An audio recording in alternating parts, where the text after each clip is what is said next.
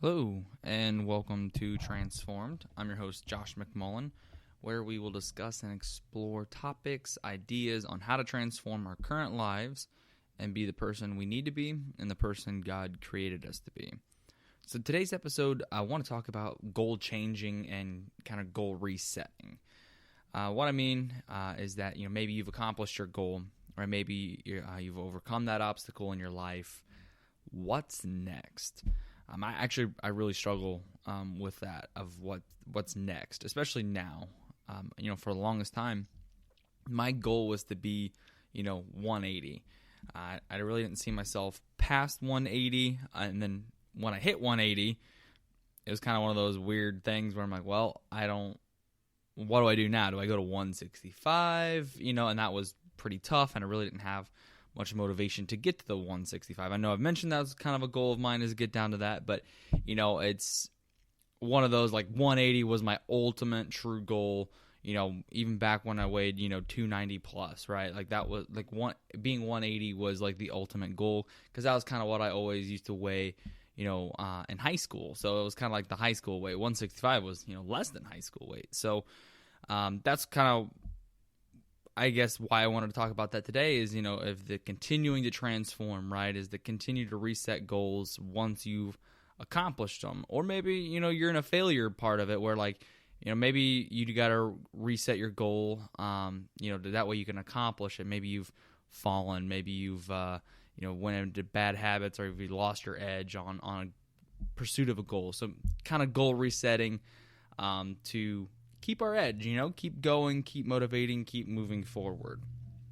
It kind of actually reminds me a lot of like those MMA fighters, like UFC fighters, boxers, or any really pro athlete for that matter.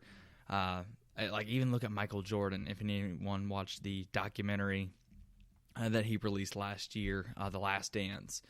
So like when you're living an extremely competitive lifestyle, you're constantly competitive with yourself, with others, right? It's like that internal beast that you feed, and you're constantly moving towards that goal of like winning a title, just winning the individual battles throughout the game, right? Trying to stay on top, right? Be the best, right? Michael Jordan trying to be the best, Kobe Bryant, boxers, right? Keep the title.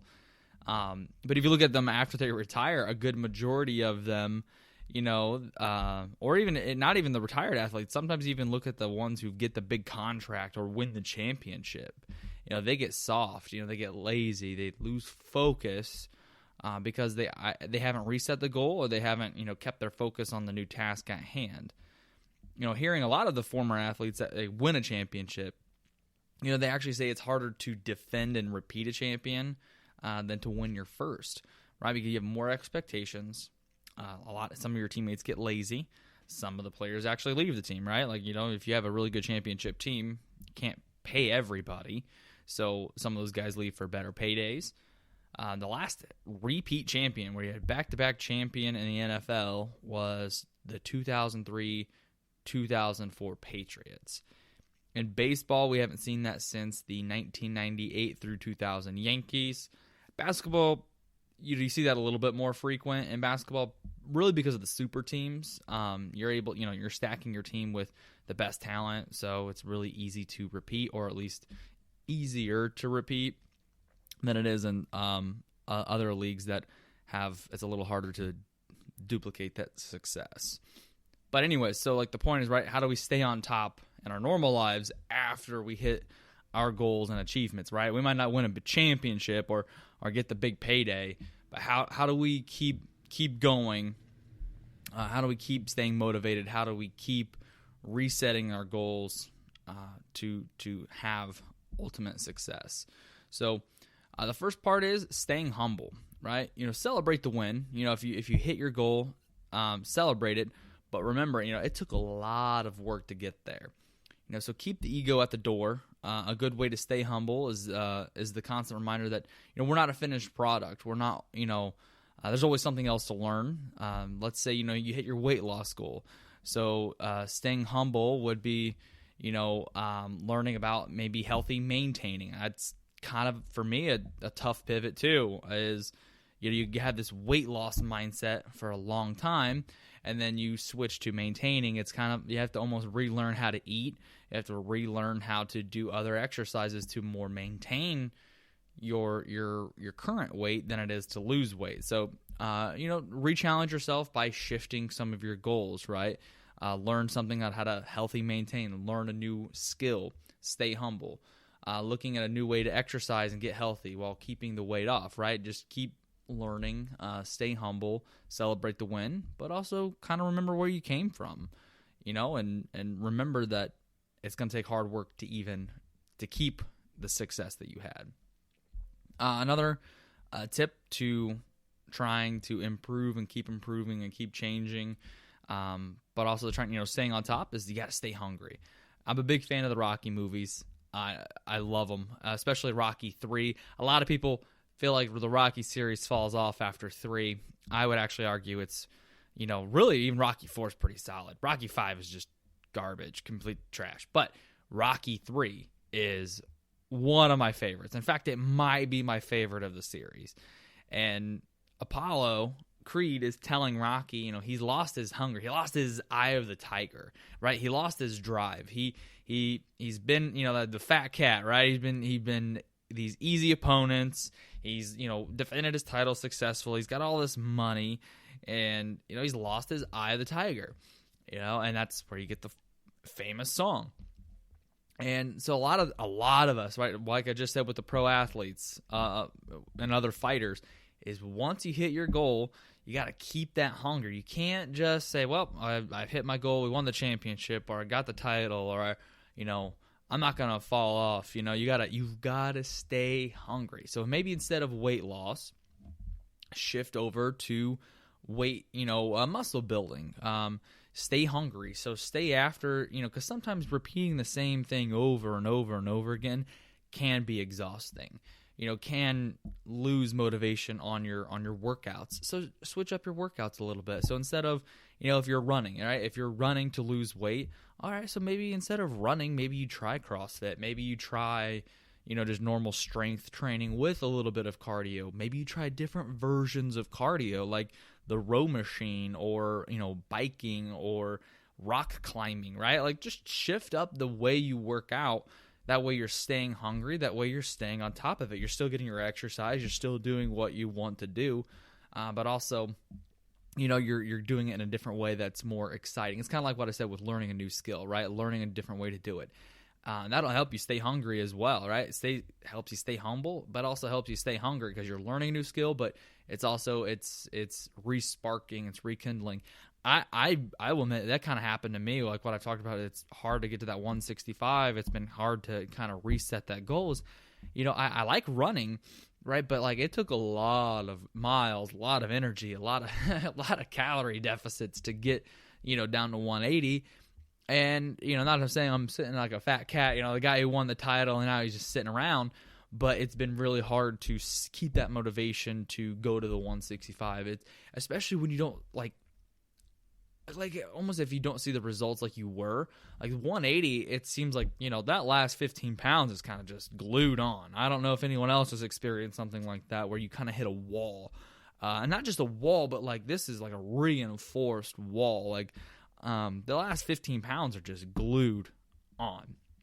And I don't know if my body's just got very efficient at, living at the 180 now, and it's just tough to stick, but I've kind of had to repivot my goal, right? I lost the hunger, right? And kind of got a little lazy with some stuff. And then really what's helped re-spark that, though, is kind of switching, right? Switching and trying to learning a new way of working out and staying, it helps me stay humble, but it's also re-sparked my hunger. It's re-sparked my eye of the tiger, if you will, right? Like, I started this strength training. I still keep in the cardio, and I still keep, a little bit of that to just keep the cardiovascular health up, and it does kick in the calories, so that's a benefit as well.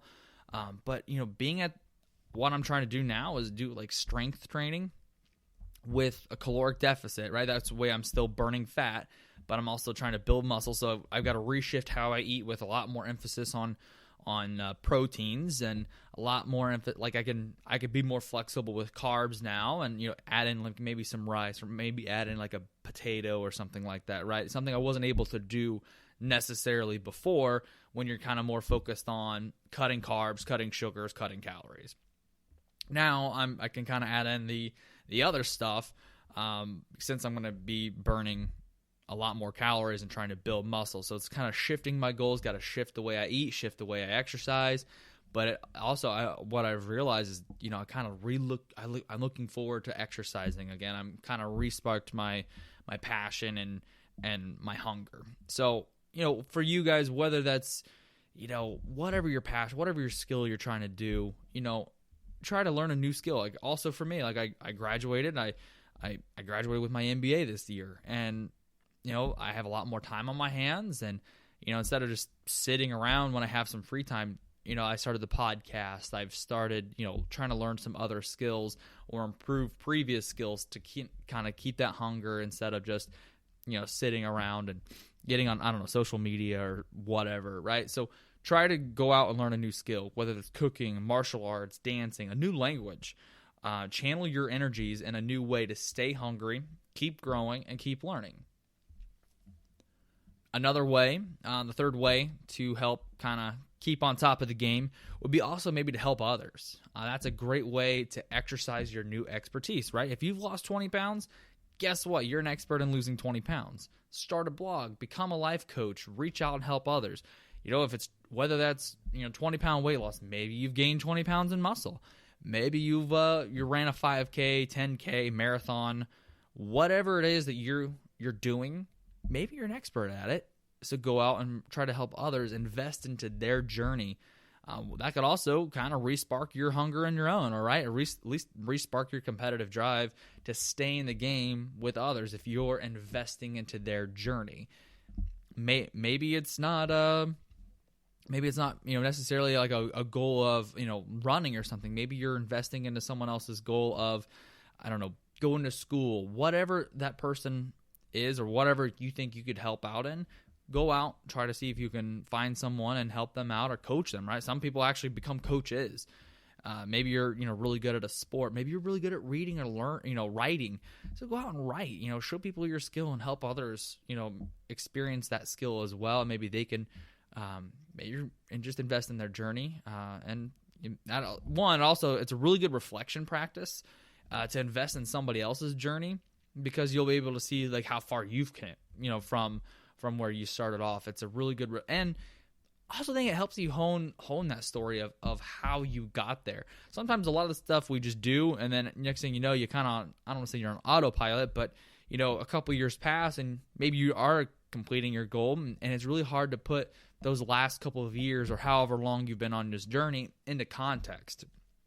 So actually talking about it, helping others, can also help for you to sharpen your answers on how, because people are going to ask you, right? If you lose 15 pounds, 20 pounds, people are going to see that. People are going to notice. And then people are going to ask you, how did you do that? So helping others can help you own those answers, help you actually create what your story is.